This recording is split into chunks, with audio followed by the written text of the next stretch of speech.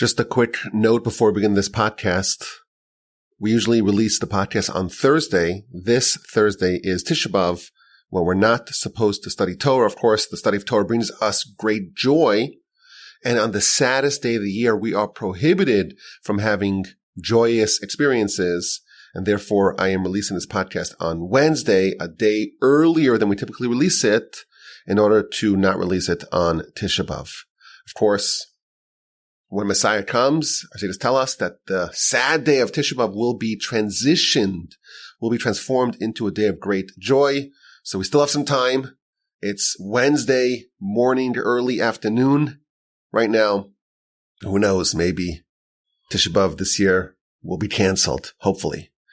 But regardless, I'm going to release this a little bit early, and now you know why. And of course, if you want to send me an email, you know my email address. rabbiwalby@gmail.com. Parshas Vaeschanan begins with a plea. Moshe is continuing his speech to the nation, and he recounts how he engaged in an impassioned plea to get God to rescind, to annul his decree barring Moshe from entering the land. Vaeschanan el Hashem b'Yisrael lamor, Moshe tells the Jewish nation that he pleaded with God at that time to be able to cross the Jordan and enter the land. The Jewish people right now are situated on the doorstep of the land of Israel, of Land of Canaan. They can see the city of Jericho across the Jordan, and Moshe is disallowed from entering, and he's very desirous of entering the land. But because Moshe sinned with striking the rock as opposed to speaking to it, God decreed that Moshe may not enter the land. And Moshe is telling the nation that he petitioned, that he prayed, that he pleaded to have this decree reversed. And he was unsuccessful. And God said, listen, I'll let you go up the mountain and see the land. You can witness the land in its length and breadth, but you cannot cross the Jordan. Instead, Joshua will lead the nation. Now, Rashi says a few very interesting things here about the nature of Moshe's prayer. The first idea, a very interesting idea, Rashi tells us that the word prayer typically is tefillah. And the word used over here is chanina, Vaeschanan. So Rashi asks the question, why did Moshe use the word Vaeschanan as opposed to Vaespalel, and I prayed? So Rashi says that the term Eschanan connotes getting something for free, even though Moshe, if you think about it, Moshe has more merits than any person in all of history. And you would imagine that Moshe could have come to God and said, listen, okay, I will exchange some of my merits for the rights to cross over the Jordan. And Moshe did not do that. He asked for a freebie. And Rashi tells us that this is a pattern amongst the righteous. They never try to barter with God in exchange for their good deeds to get a benefit, to get a merit. They only ask for freebies. Very interesting. The second idea Rashi tells us is that Vaeschanan, I pleaded, that is a form of prayer. And Rashi invokes the Midrash. The Midrash tells us that there are 10 different words, 10 different verbs of prayer. I remember hearing they used to say that the Eskimos, they have 7 words for snow. And I Googled it. Turns out that it's not the proper name. We don't call them Eskimos anymore. They're called Inuits. And it's not 7 words for snow. It's more like 40 or 50. There's powdery, and there's the slushy, and there's the icy, and there's the blizzardy, and there's the snowbanks, etc. But there's a principle. If you're an expert, if you're a cognoscenti in a given matter, you don't just see the big picture, you don't just see the forest, you see the nuances, you see the subtleties, you see the details. So if your life is building igloos and you're always surrounded by the frozen tundra, you'll begin to discern different types of snow. Our nation, we are experts in prayer. And not all prayer is the same. There are 10 different types of prayer, 10 different modes of prayer. And the kind of mode that Moshe employed over here was not tefillah or not any of the other modes of prayer. It was instead Vaeschanan, and I pleaded. Then Rashi proceeds and tells us something very interesting. The verse says that Moshe pleaded to God, ba'es ha'i, at that time. But the verse does not specify which time Moshe is referring to. At that time can mean a lot of things. It's very ambiguous. So Rashi tells us that the time that is being referenced in Moshe's plea to God was after he conquered the lands of Sichon and Og. So these are the lands that were inhabited, that were settled by the tribe of Reuven and Gad and half of Manasseh. So they became annexed to the greater land of Israel. And therefore Moshe is saying, at that time, after I conquered these lands that became part of the greater land of Israel, well, God said you can't enter the land. And now I kind of entered the land because the land that I entered has now been annexed, has been appendaged, has been incorporated into the land of Israel. So maybe this is proof that the decree was annulled. God said you cannot enter the land. And I entered the land of Sichon and Og, the Trans-Jordan lands of the land of Israel. So maybe this is a sign that the decree is annulled.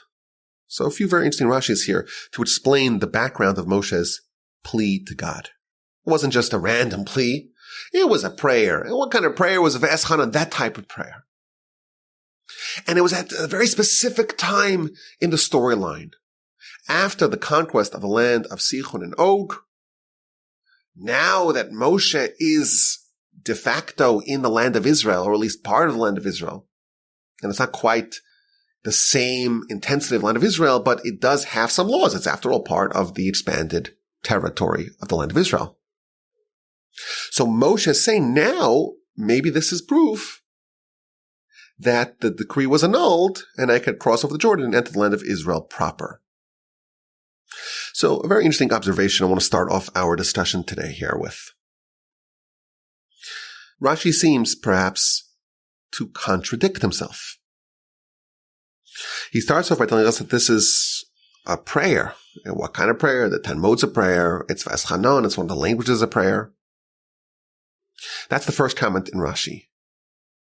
And the second comment in Rashi is telling us that the time when this happened was a time that Moshe thought that the decree was annulled. God said you cannot enter the land.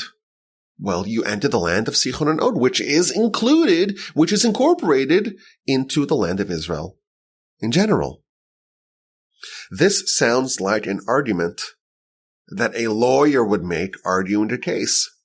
Hey, from the fact that you allowed me to enter the lands of Sichon and Og, the Transjordan, the east bank of the Jordan lands, well, that is proof positive that the decree was annulled. So is it a prayer or is it an argument? If God annulled the decree, you don't need a prayer. Prayer is only if the decree is still in full force and you are petitioning God to have God change the decree, to have God annul it, to rescind the decree. But here Moshe is saying that the decree must have been rescinded because otherwise you would not be allowed to be in the lands of Sichon and Og. So is this a prayer or is this an argument? Evidently, and this is one of the big ideas we want to talk about today, prayer is not baseless. Prayer has to have some rationality. You have to make an argument when you pray. Part of prayer, part of Moshe's prayer, part of the mode of prayer that Moshe was invoking here, one of the 10 sorts of prayer, part of it is that there's very good grounds to have the decree officially annulled, because after all, Moshe is now in the land of Israel, at least part of the land of Israel. So we see here that prayer is not just, as they say, spray and pray. It's not just throwing some ideas. Oh God, give me this, that, or the other. Moshe is substantiating his request with an argument. He's praying, he's petitioning, and he's giving a very good argument why there is some legal grounds, why there's some justification, why there's some substance to his request to be allowed to cross over the Jordan. So this is a new view on the nature of prayer. It's not just, the human coming before God and making a request. Moshe is substantiating his request. He is giving some force, some argument, some basis, some rationale to his request by saying, after all, I'm in the lands of Sichon and Og. Now, there are some other examples of this principle. And I find this to be a very shocking example, the one I'm going to cite, even though there are others. You recall back in the book of Genesis, so we're now in the final book of the Torah, the book of Devarim, Deuteronomy, all the way back at the beginning of this odyssey, of this journey, we had the book of Genesis, and we had the episode of Noah. Noah, there's a flood, there's a big boat. You recall that.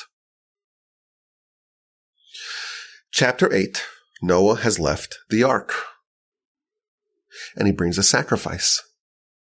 And we read a very surprising verse, chapter 8, verse 21. And God smells the pleasant aroma of Noah's sacrifice, and God says to his heart, I will not further curse the land for man, for the inclination of his heart of man is evil from his youth. And I will not strike all of mankind, all of the living beings as I did. It's a very wordy verse. It's a very problematic verse. It raises all sorts of theological questions. God smelled, God said to his heart. But the big picture is that Noah brought a sacrifice, and the verse tells us that this engendered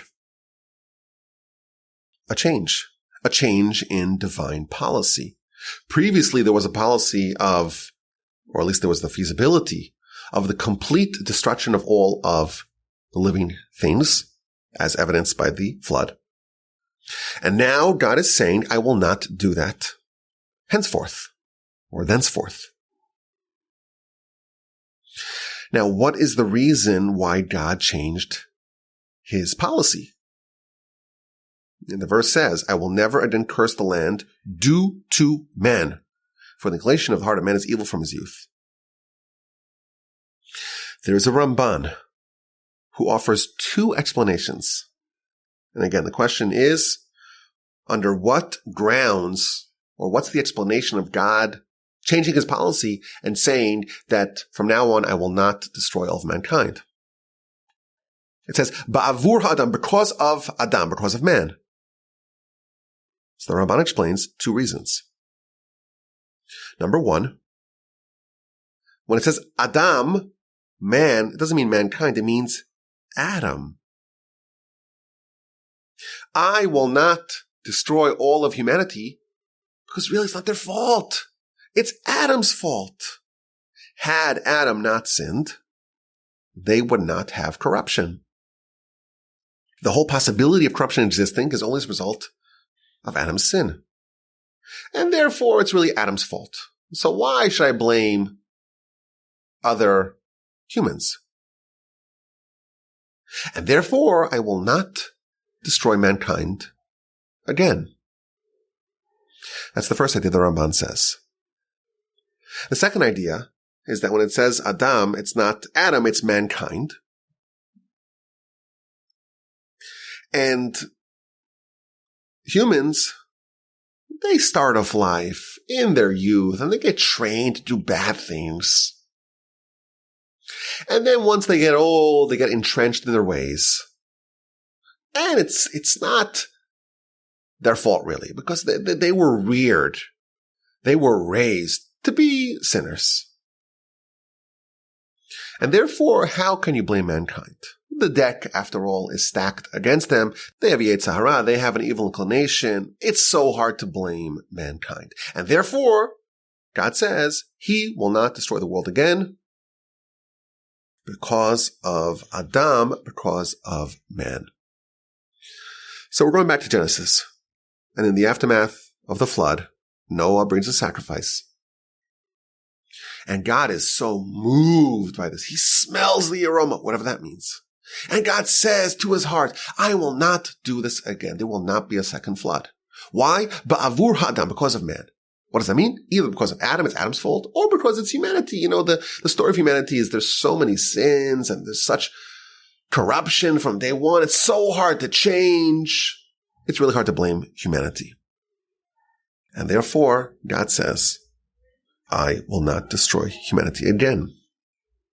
Now, if you read this Ramban and you understand it, there is an incredible, massive question.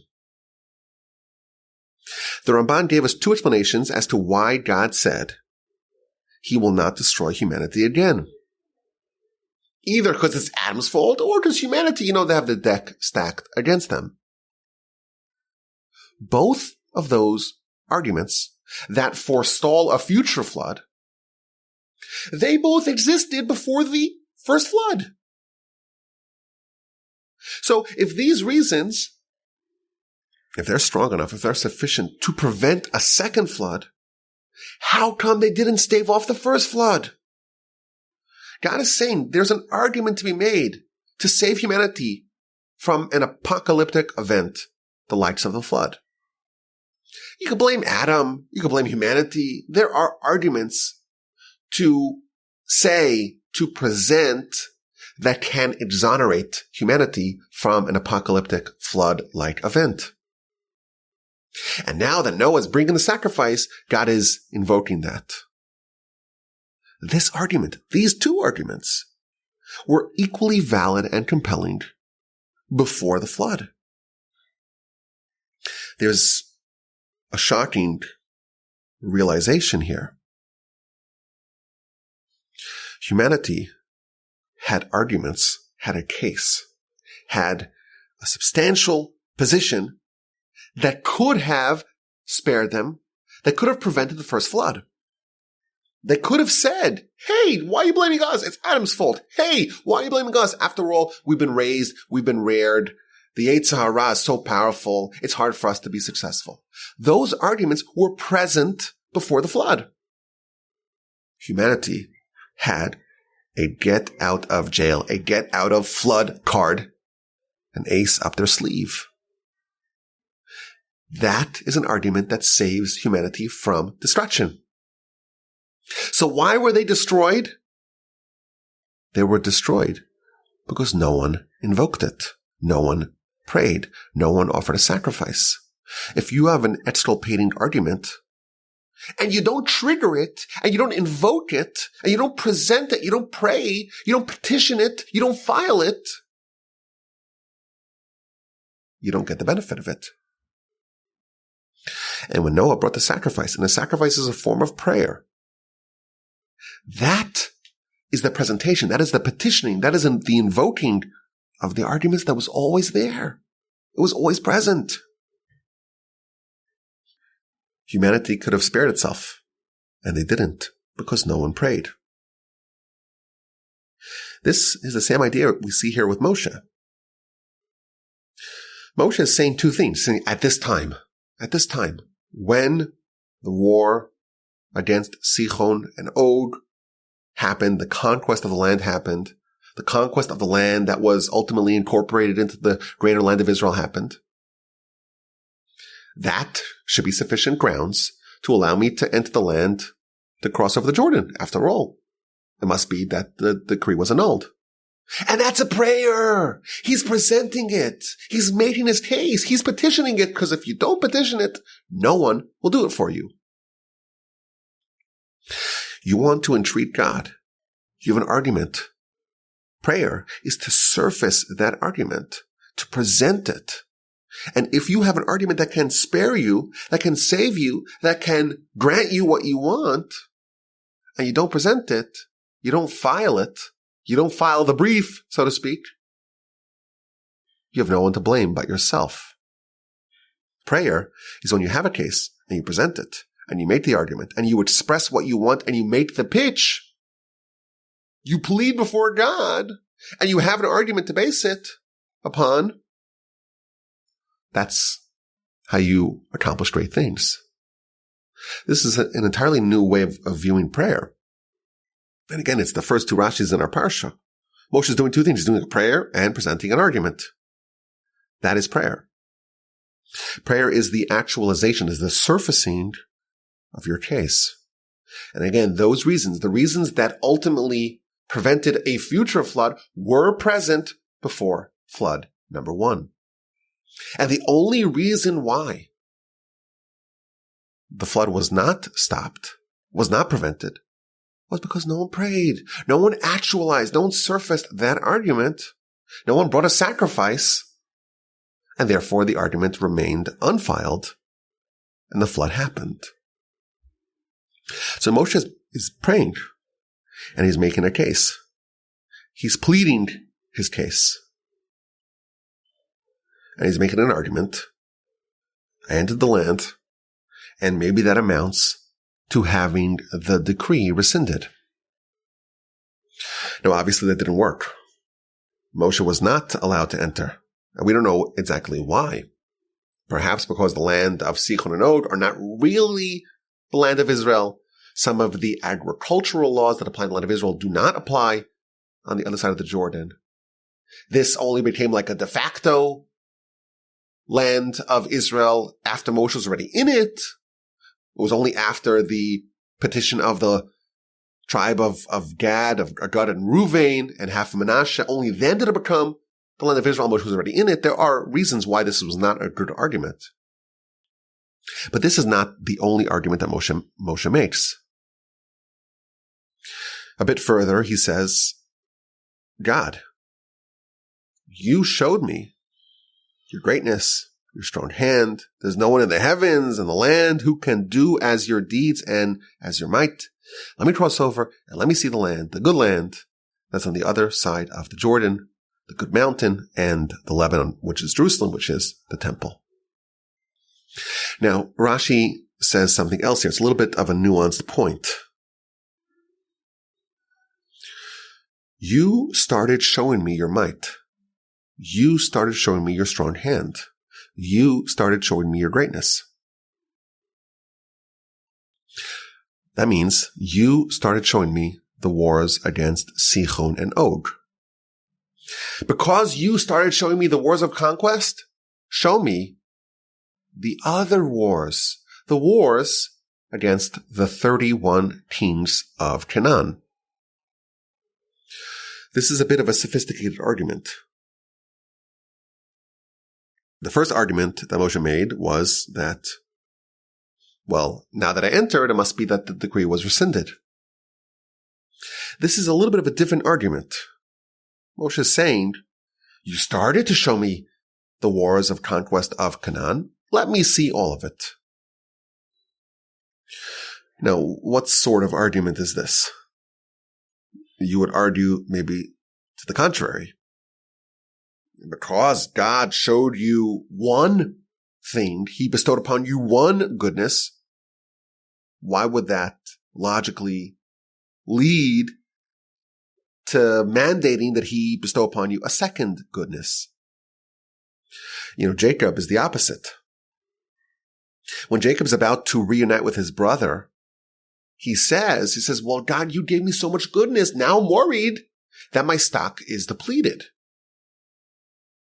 Because Jacob was a recipient of divine goodness, Jacob worried that maybe now he won't get any more. Moshe is seemingly arguing the opposite. Because you showed me some goodness, now you should show me all of it. So the commentaries tell us a very subtle point. God, when he starts something, he finishes it. In fact, we have a principle. When you start a mitzvah, you must finish it. Judah lost his children, the Midrash tells us, because he started saving Joseph, but didn't finish it. If you start a mitzvah, you finish it. And therefore, when God started showing Moshe the conquest of the land, it's one mitzvah, and therefore God should finish it. And he should allow Moshe to see all 31 kings being toppled by God. Jacob, he had argued that because God showed him one goodness, therefore maybe he has no merits left to see a second goodness. But that is because those goodnesses are discrete, are different, are separate. So if God gives you one goodness, maybe you have no merits to earn a second goodness. But if God starts to show you one goodness, then Moshe's arguing, just as you tell us, well, if you start a mitzvah, you have to finish it. So too, you should follow that same principle. Once you started to show me the land of Israel being conquered, show me it all. So again, Moshe's praying, and there's an argument. There's some basis. And of course, obviously God does not agree. And maybe for the same reason, well, it's not the same thing. It doesn't have the same level. It's after all the other lands. It's not the lands of the Canaanite lands. It's other lands. But again, we see that Moshe is not just praying. He's not just petitioning. He is substantiating his prayer with an argument. Now, the Midrash cites another argument. The Midrash says that at that time, Moshe said to God, "Don't you know how much I toiled, how much I suffered on behalf of the Jewish people, on behalf of them earning faith in you? How much pain did I suffer? How much did I have to endure until the nation accepted the Torah? If I worked so hard, if I engaged so much in the pain of raising this nation, show me some of the benefit. Show me some of the goodness. Show me some of the payoff. I worked so hard. I toiled so hard to build this nation. Let me see them shine. Let me see them flourish. Let me see them accomplish and actualize the dream of the conquest of Canaan." And the Midrash tells us that doing otherwise is a violation of the Torah. The Torah tells us that when you have a laborer, you hire someone to work for you, you have to pay them on that day. God, Moshe tells God, "You hired me to do a job, and that is to raise this nation, to uplift this nation, to infuse this nation with faith, to educate this nation with Torah and mitzvos. I did my job. I want to get paid. And what's the payment? What's the payment of this 40 years of toil? To see them conquering the land." A third argument. Moshe's praying. And Moshe is substantiating his request with an argument. I want to read to you an incredible midrash about this whole back and forth.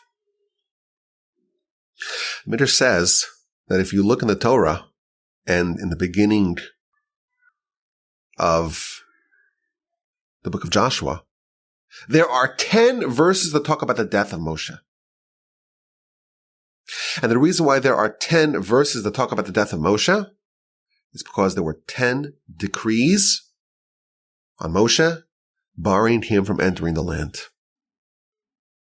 But, notwithstanding the 10 edicts decreeing that Moshe will die before the conquest, before the crossover of the Jordan, there was still some wiggle room. Moshe felt like there was still a way to undo this. And Moshe was nonplussed. He was completely unperturbed. And he said, "We have a long history here. The Jewish people, how many times did they sin? And they did terrible sins. And every time they sinned, I prayed for them. And right away, God accepted my prayer." And the Midrash invokes the various times that Moshe prayed and saved the nation. I never sinned in my life. If I pray, Of course God will accept my prayer. So Moshe thought it was a cinch. This was eminently doable. This was not something to sweat over. And he did not need extreme prayer. And when God saw that Moshe did not engage in prayer, God upped the ante. And God invoked an oath swearing that Moshe will not enter the land. And now Moshe realizes that this is serious. And Moshe kicks it into high gear. And Moshe makes a circle around him and says, I am not leaving this circle until you annul the decree. And Moshe proceeds to pray. And to pray with great intensity and humility. And he takes off his garments and he puts on sackcloth. And he rolls in ashes. And he stands and he prays and he pleads before God. And the Midrash gives a very dramatic account of Moshe's prayer. Moshe prayed and he stormed the heavens, and the heavens and the earth were all shaking. And the systems of Genesis, the words of the Midrash, the systems of Genesis were trembling. And the whole world, the heavens and the earth, they were so disturbed by Moshe's prayer. They thought maybe this is a sign of the renewal of the world. God's going to destroy the world and maybe renew it. Moshe's prayer was having such an effect on the cosmic realm that they thought, whatever this means, again, this is all a mystery, they thought that this prayer that's shaking up the entire foundations of the world, this prayer is a sign of this future time in history where the world is going to be ended and renewed. So Moshe is now praying with great intensity. And God is determined, so to speak, to stifle Moshe's prayer. And God makes a decree on all the gates of the heaven. Again, this is all a mystery. This is what the Midrash says. All the heavenly gates and all the heavenly spheres and all the heavenly courts, tribunals, don't accept the words, the prayers of Moshe. Don't present the prayers of Moshe before me. And at that time, God, again, this is a very dramatic account and it sounds very, very lofty and esoteric. God is going, so to speak, from gate to gate in heaven, trying to stop Moshe's prayers. But Moshe's prayer was like an unrelenting dagger, stabbing through, so to speak, the heavens, piercing the heavens. So again, we don't know what this means at all. But Moshe's absolutely determined to enter the land. And maybe initially thought that would be very easy. But he's praying with ferocity, with unrelenting, unremitting intensity. This is what's happening at the beginning of our parsha. This is what Moshe is revealing to the nation. And the Midrash tells us that this was not a single, solitary, standalone prayer.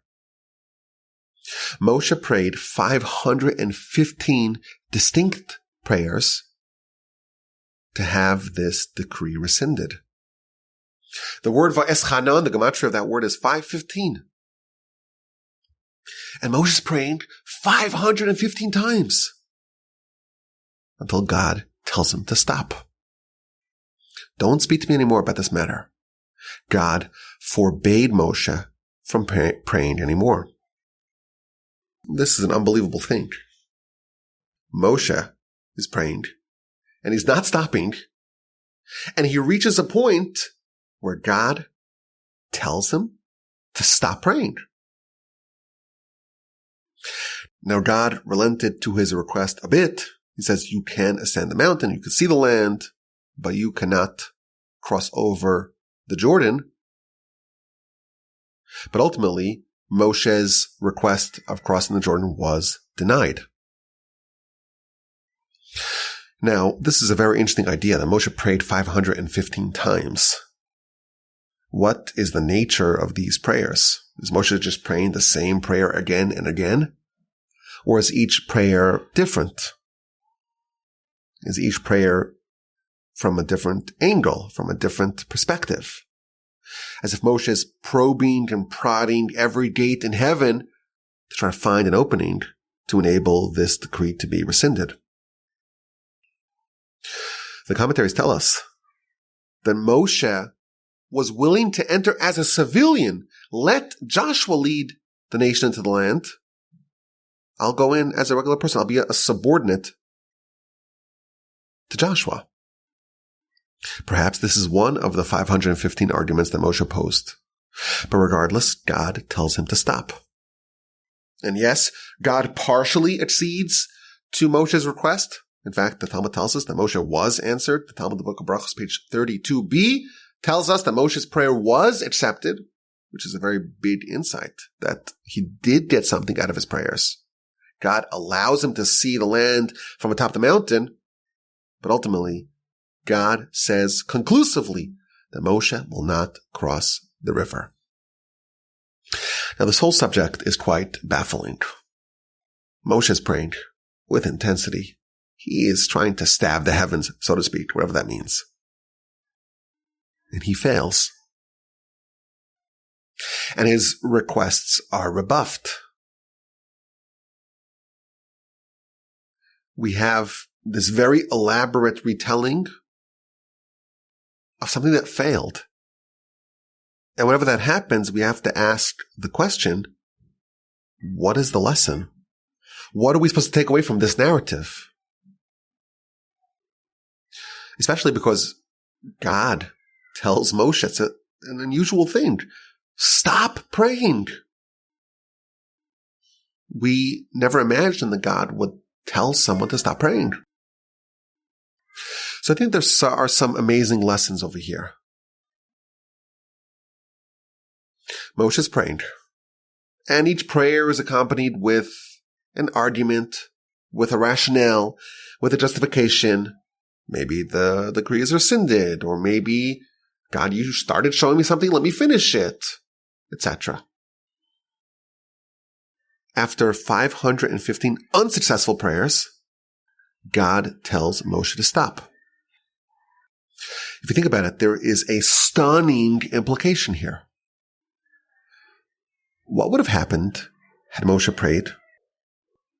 What would have happened if Moshe prayed one more prayer, 5:16? It's implied that God would have accepted his position in its entirety, and Moshe would have been allowed to cross over the Jordan. And God, for whatever reason, did not want that to happen. And therefore God, in an unprecedented move, said, stop praying. There's an incredible implication here. There is nothing that's not achievable. God tried to get all the gates in heaven stopped and employed all the angels to try to prevent Moshe from achieving his goal. And Moshe would have done it. Moshe would have overcome all of that if he wasn't artificially stopped from praying. Nothing is impossible. The only question is how hard you are willing to push. Moshe would have prayed 515, 516, 5,016. Moshe was that determined.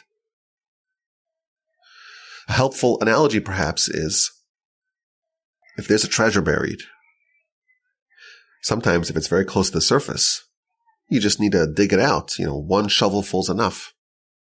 But if it's 10 feet down, you'll need 1,000 shovelfuls. But eventually you'll reach the treasure. And if you give up after 500 shovelfuls of dirt and you say it's not there, well, you'll never know that the opportunity was always there before you. God prevented Moshe from praying. And we don't really know why. There obviously has to be a reason why Moshe was precluded from entering the land. And there are various suggestions that we find in the literature.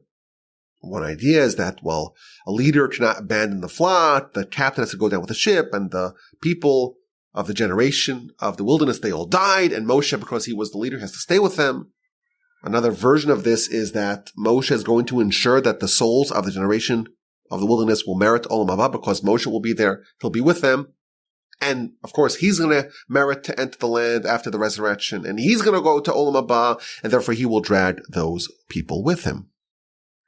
But the larger point that I want to focus on is that it was doable. And God made 10 edicts, and God made almost an unbreakable vow, so to speak, that Moshe cannot enter, and he still could have overcame that, only because he was artificially stopped. And God said, no more prayer. And this is a very powerful lesson for us.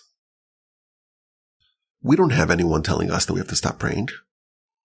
Unless we are artificially stopped, there is nothing that we cannot accomplish.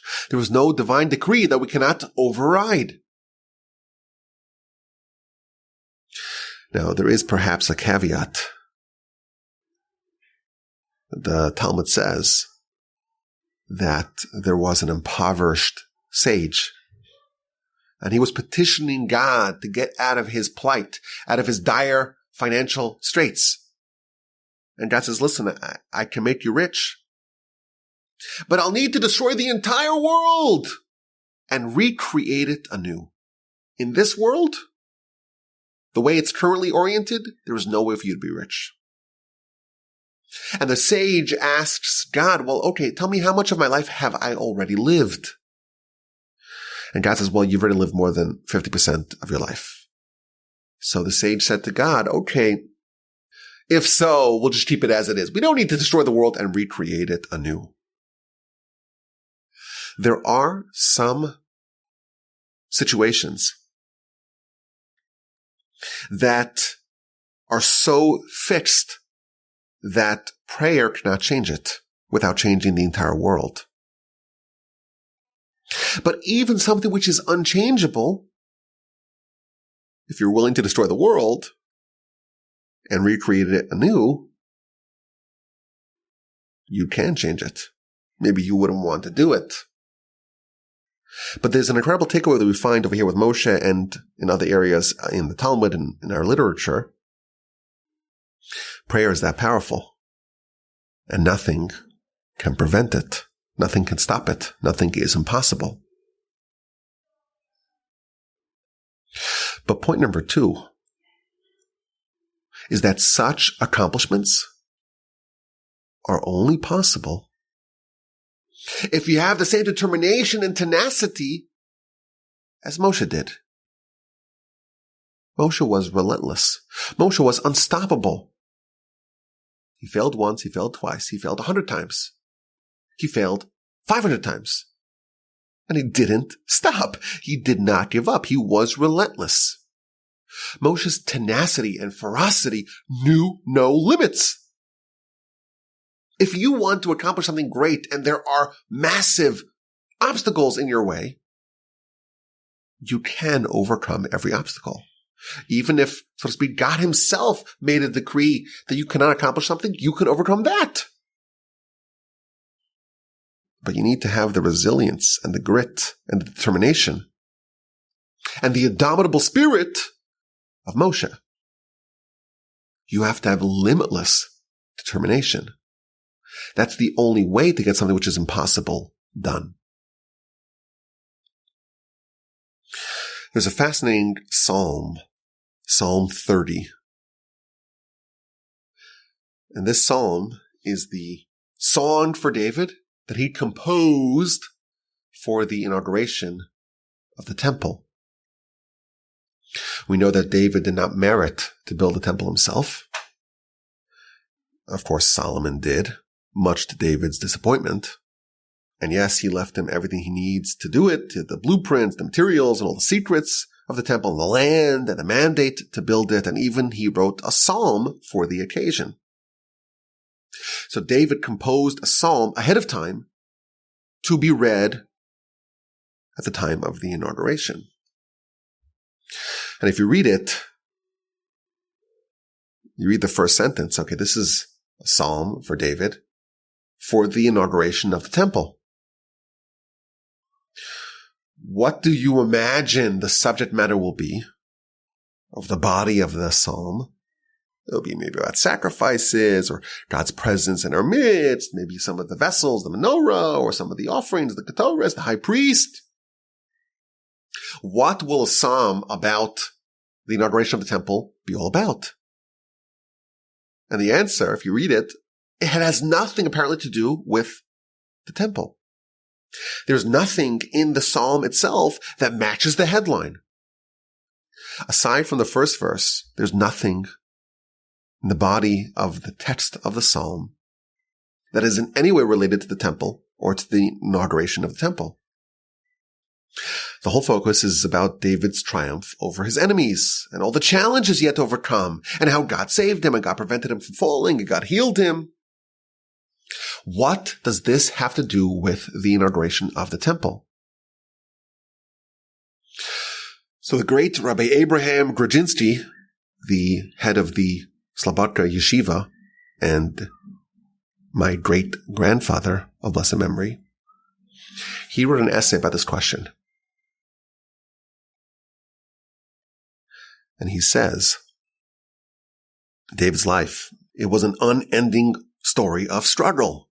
He had enemies from within, enemies from without, crisis after crisis with his family, with his brothers, with Saul, with the Philistines, with his sons. His whole life was embroiled in struggle. And the fact that he was able to partake in the building of the temple, that is something which warrants a reflection on his torrid life. But there's a very deep point over here. The temple is a bastion of holiness. It's a domicile for God in this world. It's not just a building, an edifice. It's a residence, a dwelling place for God in this world. And this is a reflection of a nation worthy of having God in our midst. This is a reflection of a nation at their spiritual peak. Only when a nation is worthy of having God in their midst, only then can they have a temple. So David saw the temple, the building of the temple, as the greatest spiritual accomplishment of the nation. And when he views the temple, what does he see? What does he reflect upon? He reflects on all the battles and all the struggles and all the challenges and the travails, all the wars, all the difficulties that he had to face and that he viewed as the obstacles that prevented him from building the temple. His life was a war. Non-stop battles against hardened enemies. And he viewed the stakes of that battle as the temple. You want to have God in your midst? You want to build a temple for God? What do you need to do to achieve that? You're going to have to overcome immense challenges to do that. And it's going to be like the whole world is engineered to try to prevent you from reaching that goal. And it's a battle, nonstop war. The hardships, the distractions, the difficulties, the challenges, the uncertainties, everything will rise up as obstacles to prevent you from achieving that. Why do such few people achieve great things? It's not because no one wants to change the world. No one wants to improve the destiny of humanity. Everyone wants to do that. Not everyone. Most people want to do that. The reason why few people do it is because few people are up to the task, up to what it demands of a person. David is telling us, what did it take to build this temple? All those hardships, all those difficulties, all those challenges, all those conflicts, all that was standing in my way, preventing me from building the temple. The inauguration of the temple is a direct byproduct, says David, of all his tribulations and travails. This is what he was fighting against. This is what he was fighting for all along. And he viewed it as a battle over the temple. His life mission was to build a nation and to prepare for the temple. And everything was part of the war. And he came ready to fight and to batter through the resistance. And he starts off, God, you lifted me up, and you did not let my enemies rejoice over me. Those enemies, why did David have enemies? The internal enemies, the external enemies. David faced innumerable enemies in his life. Those were all the impediments to building the temple. And those challenges were not just incidental to his journey. The essence of David's journey to arriving at the temple were these challenges. We're not used to thinking about our goals, our mission in life as a war. But this is David's attitude when it came to building the temple. And this is Moshe's attitude when it came to petitioning God to cross over the Jordan. And of course, had Moshe done that, had Moshe crossed over the Jordan, he would have built the temple and he would have brought about Messiah. But we read the psalm about the building of the temple every morning. And we revisit the ferocious, the tenacious battles of David. And what were his battles all about? They were about the great goal of building the temple. Nothing is impossible. A single person can change the entire world. A single person could be the Abraham of their generation, the Moshe of their generation, the Messiah of their generation. What does it take to do it? Read our Parsha. 515 arguments and prayer and stabbing the heavens, piercing the heavens. That's what it takes. A lifetime of conflict and war and struggle of David. That's what it takes. It's doable. Nothing is impossible. But you need that sort of determination and commitment. And all great accomplishments, all great achievements are the product of this sort of ferocious determination. This week, of course, we mark Tisha B'Av. Tisha B'Av always falls out in Parshas Vaeschanan. And of course, Messiah, this is the individual who is responsible in the task of transforming Tisha B'Av into a festival, changing the world, building the temple. How does one person do that? Moshe shows us. Moshe was artificially stopped. Yes, it was doable, but he was artificially stopped after 515 prayers. One more, he would have pushed it past the finish line. Unless someone is stopped, nothing is undoable.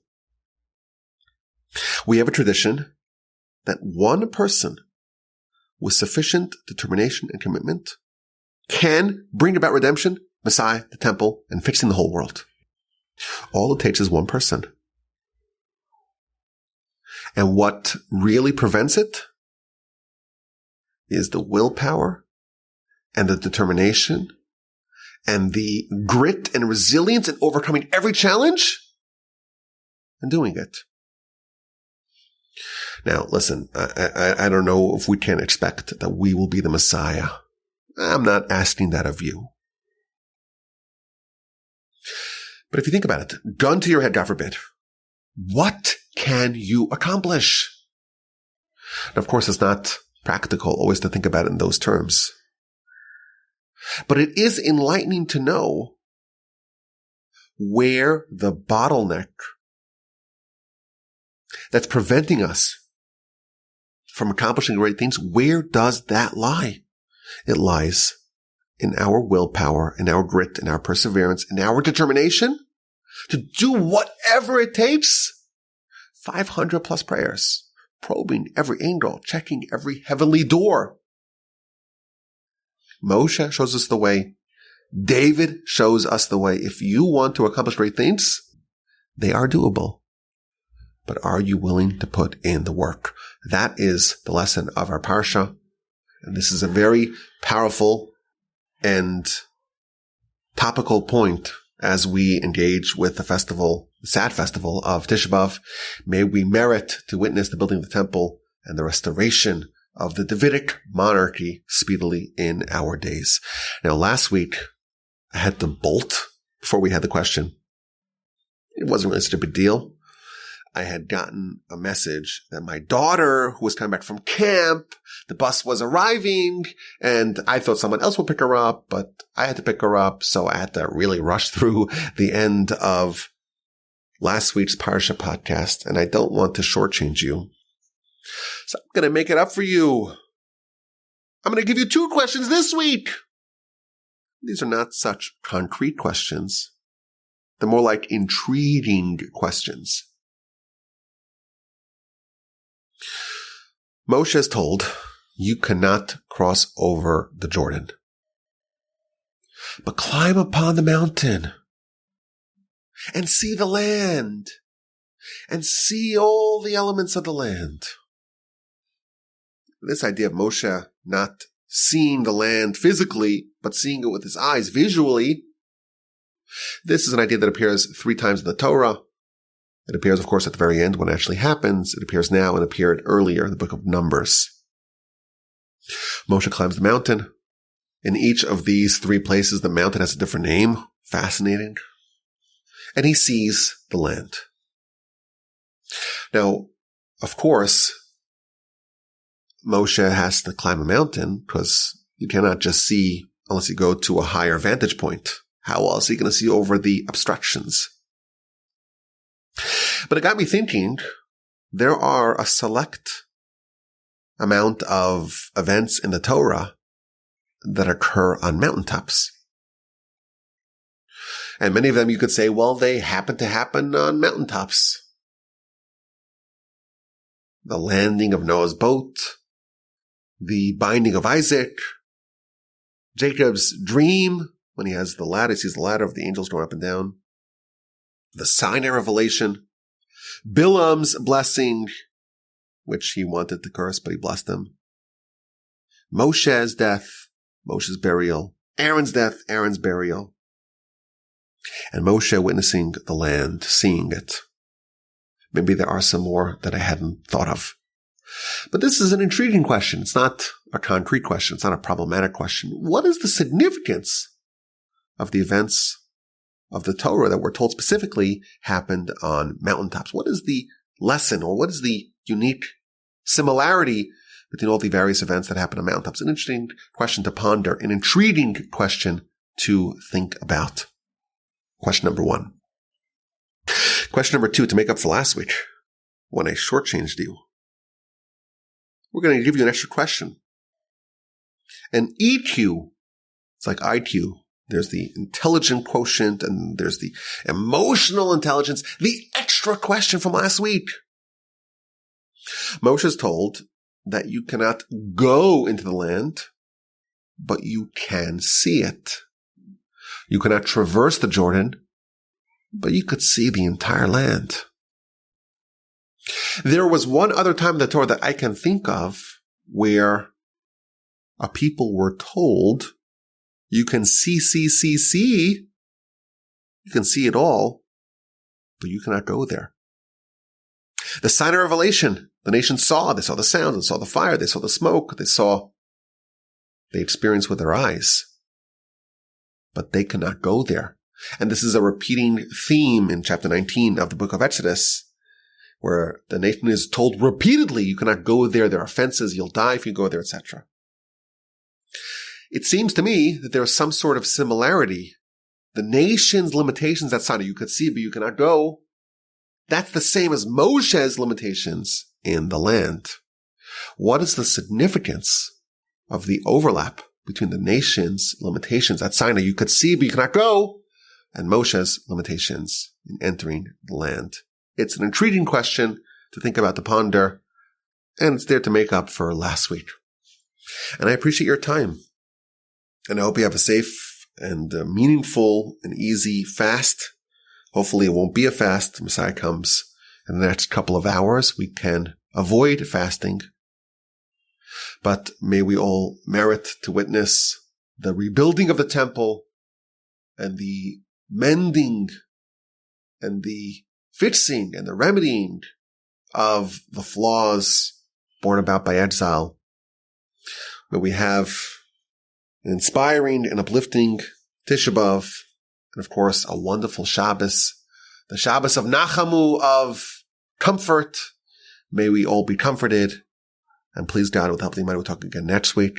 And as always, my email address is rabbiwolbe@gmail.com, and our website for our organization Torch is torchweb.org. If you want to see some of the stuff that we have ongoing in our organization, in the various programs that we do.